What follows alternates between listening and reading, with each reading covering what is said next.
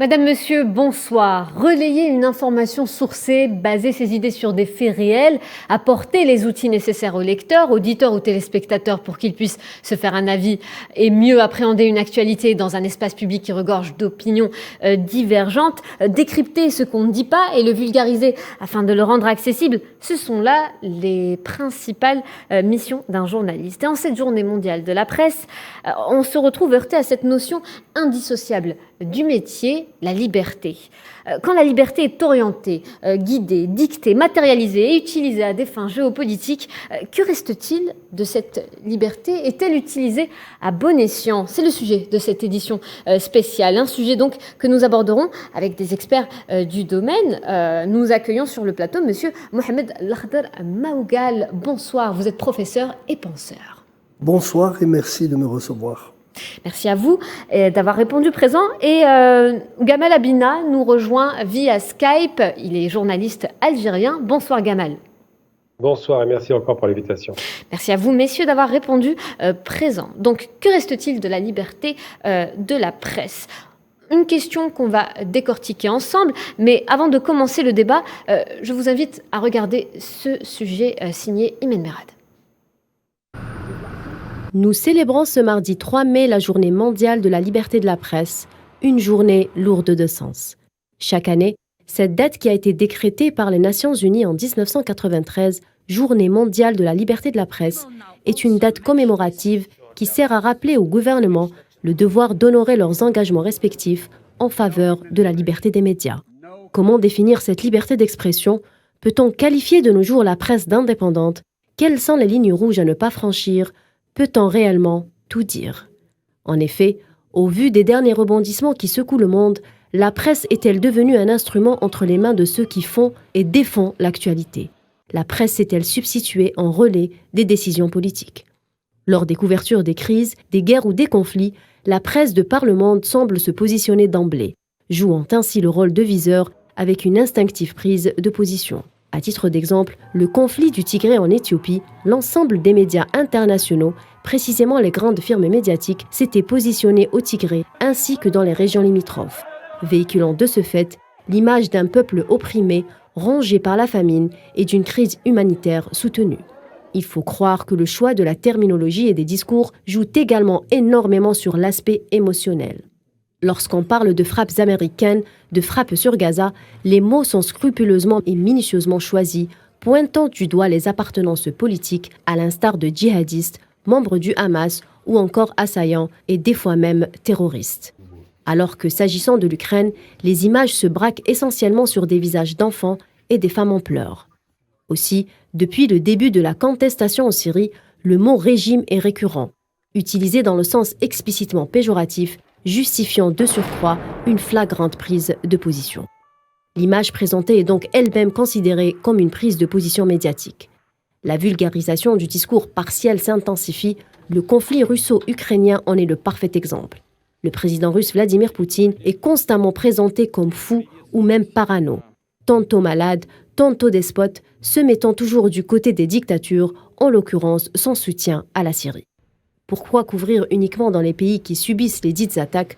Toute la presse internationale, tous les médias lourds sont positionnés sur le sol ukrainien, caméras branchées sur la Russie, telle une arme.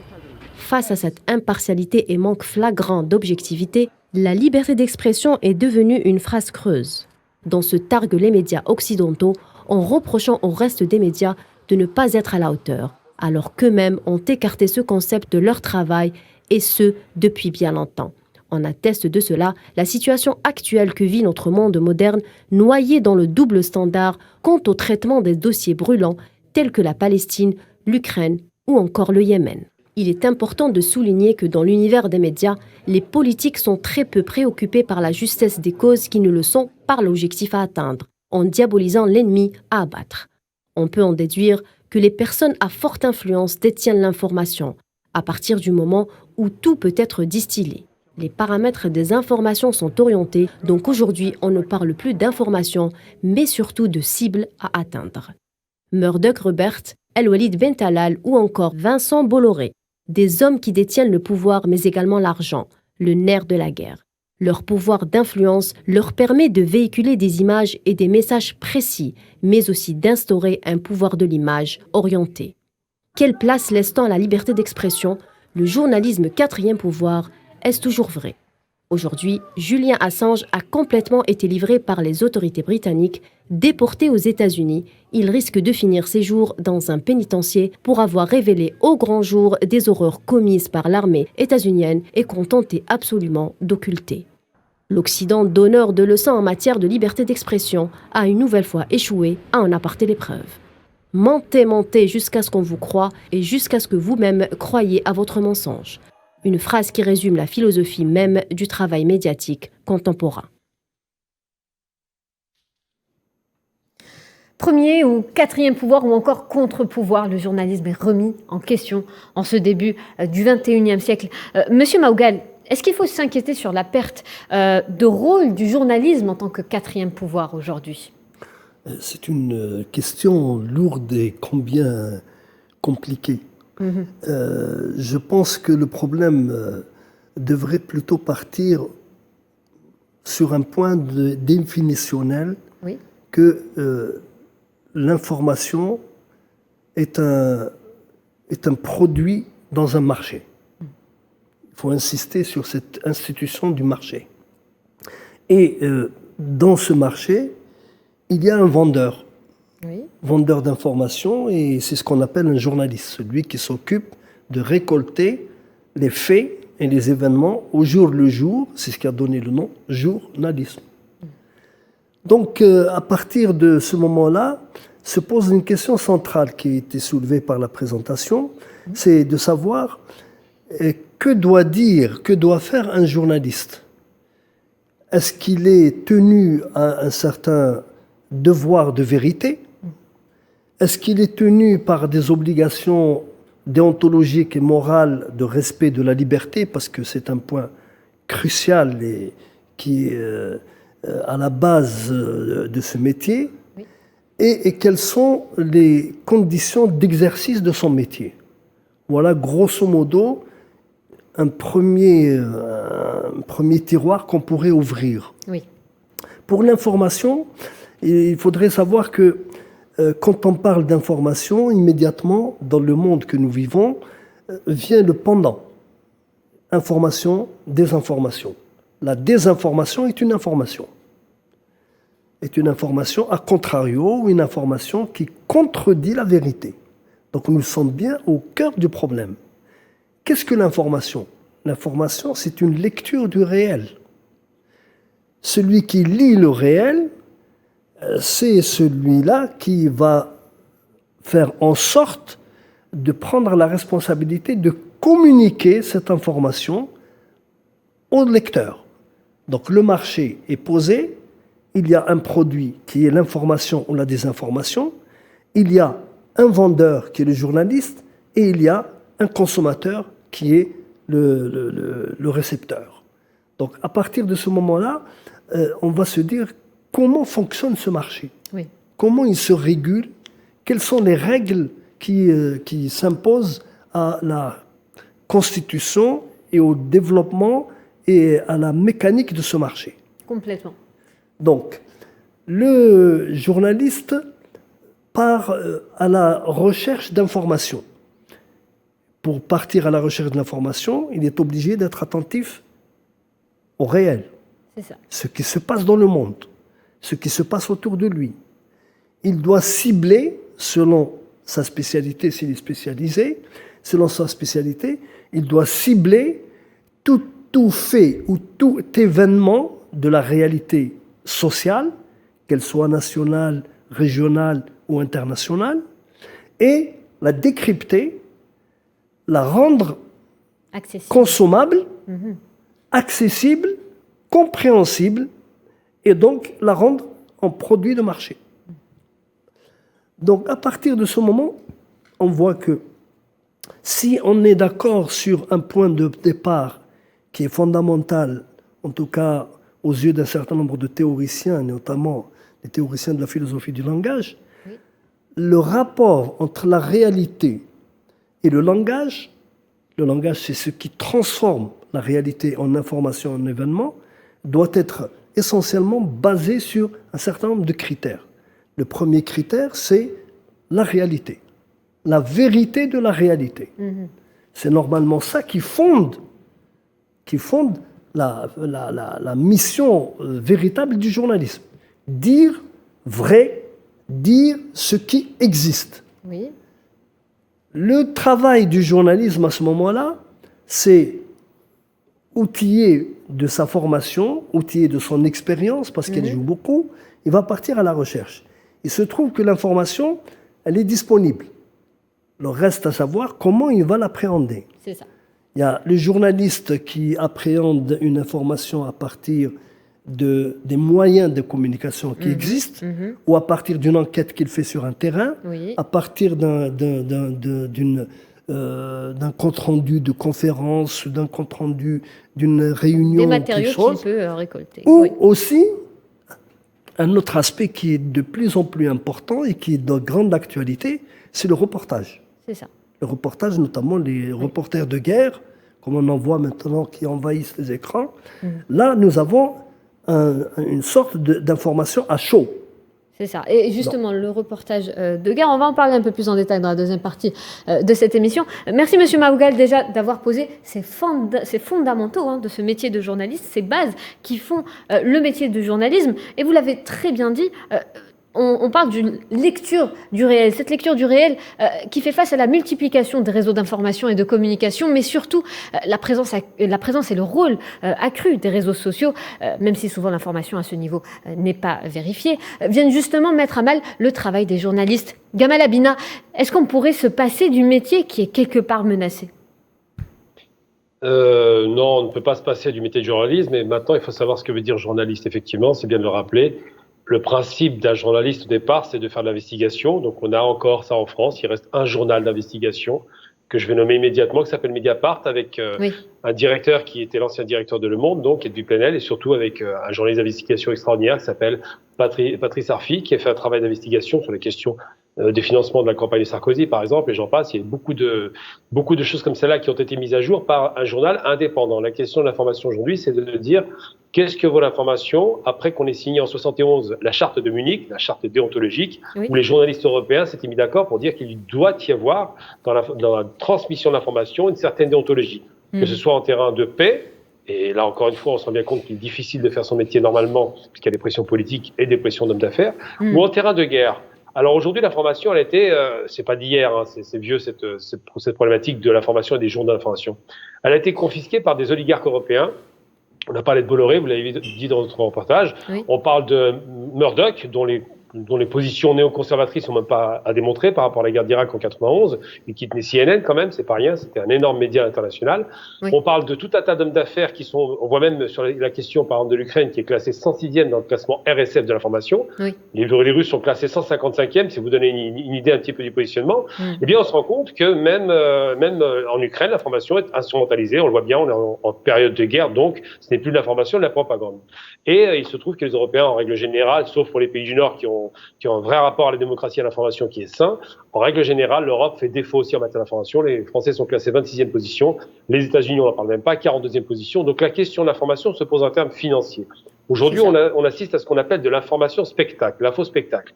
Si je vous donne une information classique, je vous dis un jeune a renversé une vieille dame en banlieue, par exemple, pour prendre une caricature, par accident. Si je vous dis par accident, ça arrive les accidents. Eh bien, c'est une information factuelle. Si je veux la transformer en spectacle, je dis un jeune de banlieue d'origine nord-africaine a renversé une vieille dame française handicapée, on n'est plus dans l'accident, on est dans l'info spectacle. Le jeune, connotation négative, de banlieue, donc voyou, d'origine nord-africaine, donc forcément racisé, donc raciste, et de l'autre côté, la vieille dame gentille française qui est victime d'une barbarie volontaire. Et donc, on passe d'une perspective informationnelle à une perspective de propagande ou de désinformation ou de spectacle.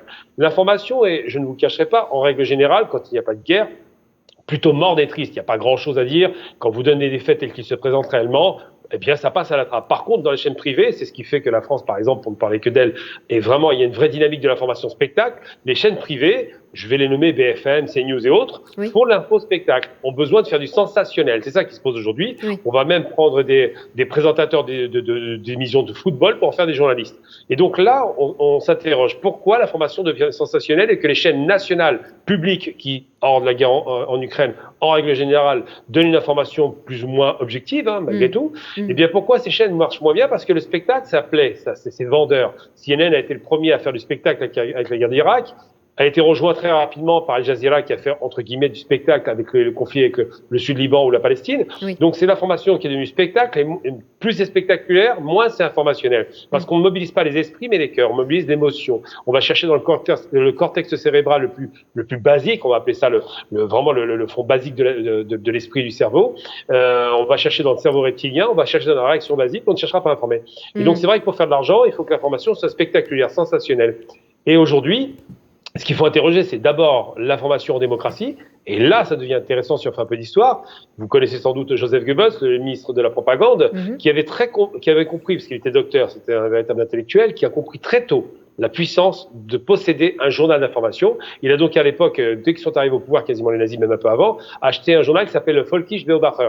Alors c'est un journal clairement nationaliste, ultranationaliste, qui est devenu le bras armé, le bras de la pensée nazie pour diffuser leurs idées. Et parallèlement à ça, ils avaient une sorte de Charlie Hebdo version nazie, qui s'appelait effectivement le Stürmer. Le Stürmer, c'était tenu par un antisémite violent, qu'ils ont autorisé jusqu'au bout c'était un hebdomadaire, qui faisait des satires et des caricatures. Et lui a été autorisé à faire de la caricature du juif pour le diaboliser. Quant au Völkische Beobachter, lui, il faisait plutôt de l'information d'État qui était sous contrôle. Eh bien, pour mettre un homme à la tête d'un État aujourd'hui, on se rend bien compte que l'information est devenue cruciale, très importante dans la mesure où ça peut quasiment changer les opinions publiques. Oui. La dernière fois, juste pour finir, excusez-moi, la dernière fois qu'on a parlé d'information aux États-Unis, c'était à l'époque du Washington Post, c'était à l'époque du Watergate, c'était à l'époque où effectivement les journalistes d'investigation avaient fait sortir un scandale qui a mis littéralement à terre une administration et a poussé un président évidemment à la démission, puisqu'évidemment c'était un scandale d'État. Mais depuis le Watergate aux États-Unis, l'information est quasiment inexistante. Vous n'avez plus aucun dossier important qui sort de la part des journalistes qui ne sont plus indépendants. Et justement, ces médias qui ne sont pas indépendants sont financés, sont propriétés d'hommes influents et richissimes avec des investissements très importants, des investissements pour des cibles et des objectifs précis, laissant pour compte donc la déontologie, l'impartialité, la vérification des faits et des sources. Ça se vérifie de jour en jour, Monsieur Maougal. Oui. L'exposé qui vient d'être fait est tout à fait illustratif et très intelligemment mené, mais à plusieurs niveaux, il y a plusieurs choses dedans.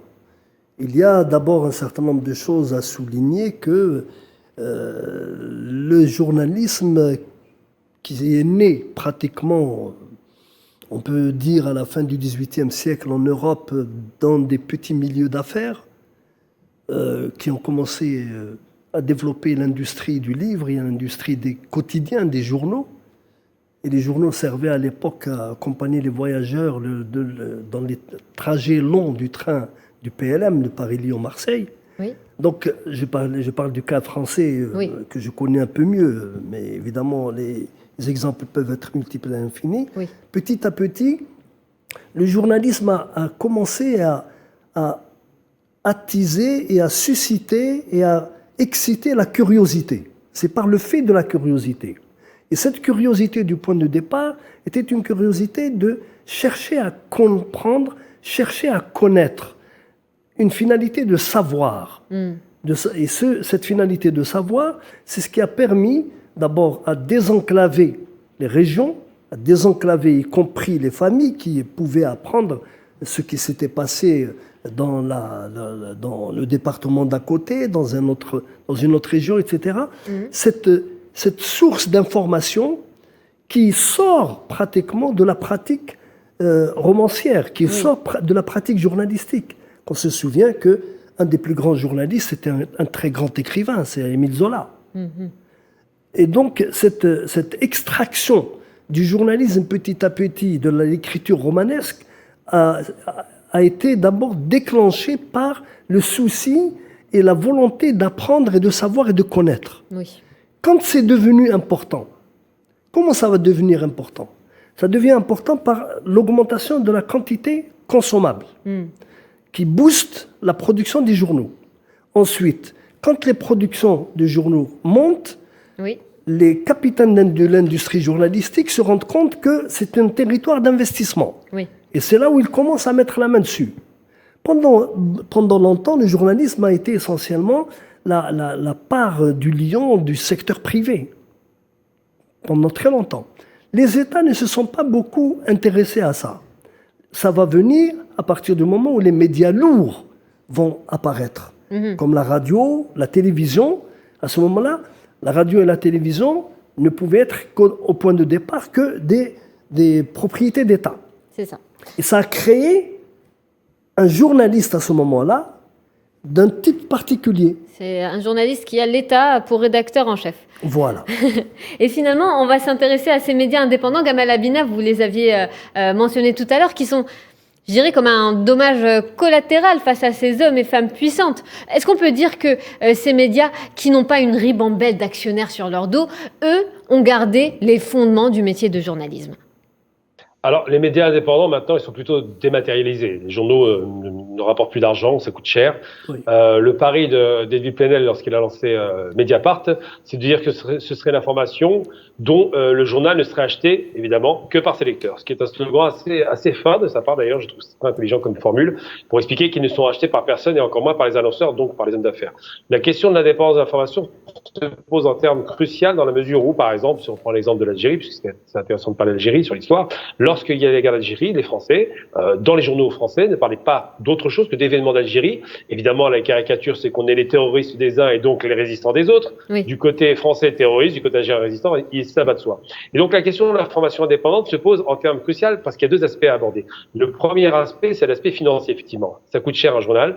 Il faut soit des annonceurs, des partenaires ou des hommes d'affaires. Oui. C'est ce qui se passe malheureusement dans la plupart des pays du monde, ce qui conditionne donc le discours. Je vous dirai ce que dit la personne en fonction de celui qui la paye. Si c'est un journal de droite, c'est parce qu'il est tenu par un homme de droite, et de gauche, il y en a très peu, par un homme de gauche. Mais comme le dit l'intervenant sur votre plateau, et très justement, si on revient sur la question historique, effectivement, lorsque Goebbels va lancer la radio du peuple, c'est lui le premier à avoir instrumentalisé effectivement les grands médias de masse, c'est bien un média qui est tenu par l'État allemand. Il disait très souvent d'ailleurs, un mensonge répété 1000 fois devient la vérité, et on se rend bien compte aujourd'hui que le média qui nous matraque de mensonges très souvent quand il y a une période de tension, de guerre ou même de pandémie, puisqu'on l'a vu dans la pandémie, il y a eu beaucoup de choses qui ont été dites, eh bien ce média est considéré comme étant crédible et sérieux parce qu'il est dit 100 fois.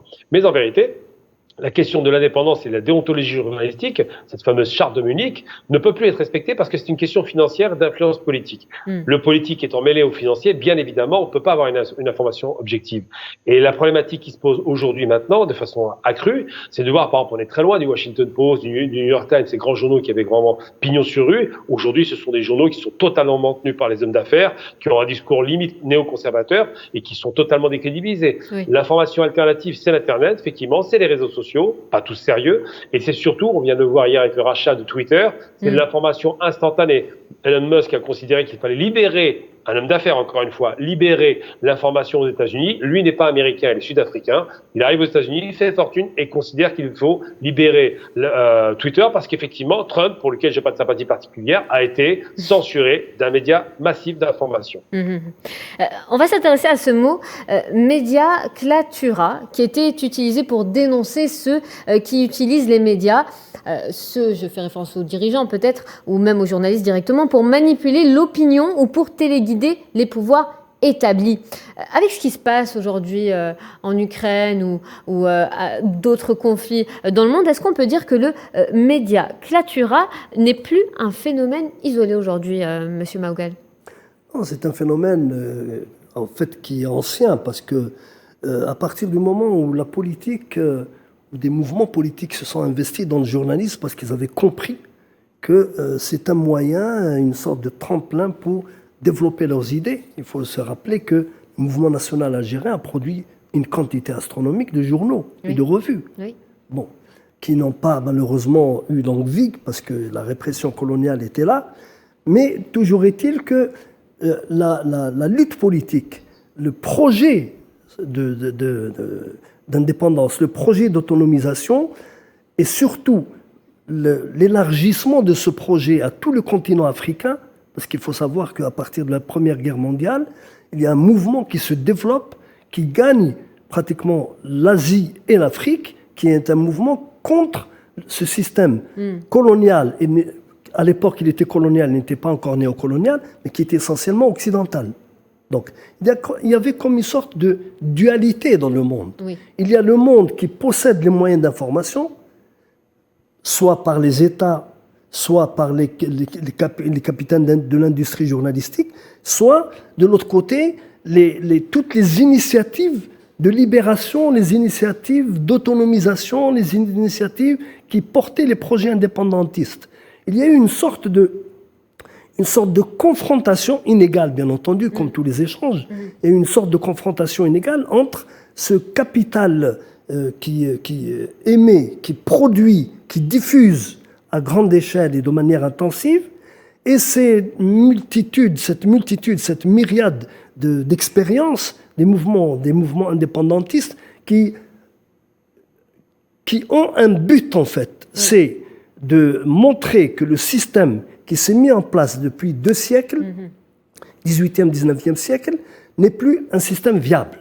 Parce que c'est un système inégalitaire et surtout, et ce qui est important pour nous, pour la discussion que nous menons, c'est un système fondamentalement contre les libertés. Complètement. Et on peut même parler de propagande. La propagande qui a toujours existé en temps de guerre, mais de nos jours, il ne s'agit plus que de propagande, mais je dirais même d'un formatage de l'opinion publique. Pourquoi, par exemple, pour la question palestinienne, on ne distingue pas dans les médias occidentaux les agresseurs et les agressés un parfait exemple de propagande donc ou d'armes de guerre. Gamal Abina, est-ce que les médias aujourd'hui sont une véritable arme de guerre?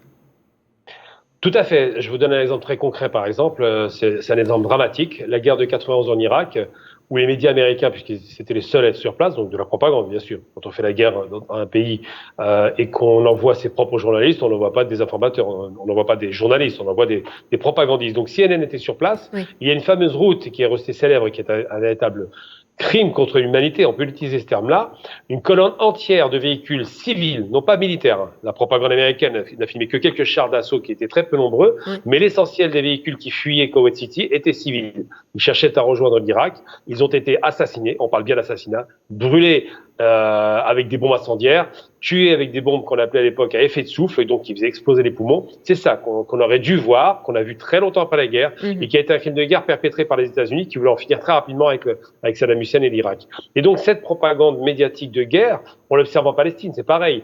Encore une fois, quand la victime qui se bat contre un ennemi absolument, la proportion de la force est disproportionnée. C'est comme un enfant qui se battrait contre un bodybuilder.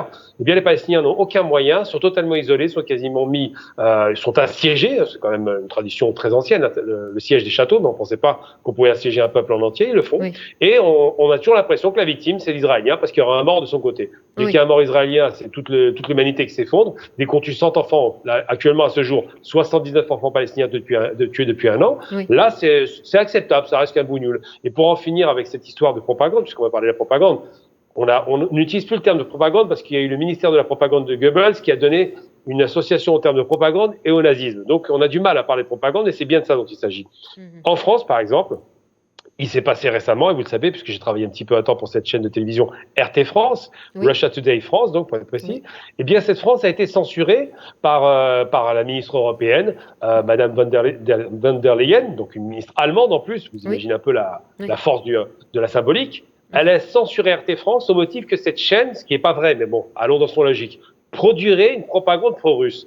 Mais j'ai envie de dire, dans un pays démocratique, quel est le problème d'entendre un discours alternatif qui ne serait pas la propagande française, mais une propagande pro-russe, sachant surtout que la France n'est pas en guerre contre la Russie. Et là, on peut s'interroger sur le principe de propagande. Ils ont suspendu la chaîne, non pas interdit parce que c'est trop fort, suspendu la chaîne avec 176 salariés qu'on met sur le carreau, parce que la chaîne ne dirait pas ce que les autres médias seront d'accord à dire, à savoir les Russes sont des barbares, les Ukrainiens des victimes, il n'y a pas de nazis en Ukraine, alors qu'ils sont avérés. Et je vais vous donner un petit scoop si vous voulez en avoir un beau. Le week-end dernier, samedi dernier, j'étais sur la place de la République à Paris pour aller voir une manifestation. Je rejoins les amis sur une manifestation pro-palestinienne. Et en face, il y avait une manifestation pro-ukrainienne. Jusque-là, tout va très bien. Mais c'est dommage, je ne peux pas vous montrer l'image, mais elle était extrêmement forte. J'ai posté sur Twitter. J'ai vu un drapeau. Alors, si on connaît bien la Seconde Guerre mondiale, on connaît parfaitement ce drapeau. C'est le drapeau de Stepan Bandera, bandera, qui est un drapeau rouge et noir, donc un drapeau nazi, ukrainien mais nazi, qui siège en bonne place. Il y avait 3 drapeaux comme ça en pleine manifestation ukrainienne. C'est vous dire un peu. Et là, la propagande française n'en parle pas. On voit des drapeaux néo-nazis. Si on avait vu ça pour n'importe quel Français, il finissait en prison. Mais là, c'est normal. Vous pouvez manifester avec un drapeau néo-nazi à Paris. Ça pose aucun problème. Et bien, ça la propagande fait oui. fi de cela. Oui, et Absolument. les médias ne le relayent pas. Voilà. Absolument pas. Merci en tout cas Gamal Abina pour avoir participé, pour avoir partagé avec nous toutes ces informations. Je rappelle, vous êtes journaliste algérien, et merci à Mohamed Lakhdar Maougal, professeur et penseur. Merci messieurs de m'avoir accompagné ce soir lors de cette émission qui touche malheureusement à sa fin. Retrouvez le journal télévisé dans quelques minutes, le 19h, présenté par Riyad Lahri. D'ici là, je vous souhaite une excellente soirée sur Al 24 News.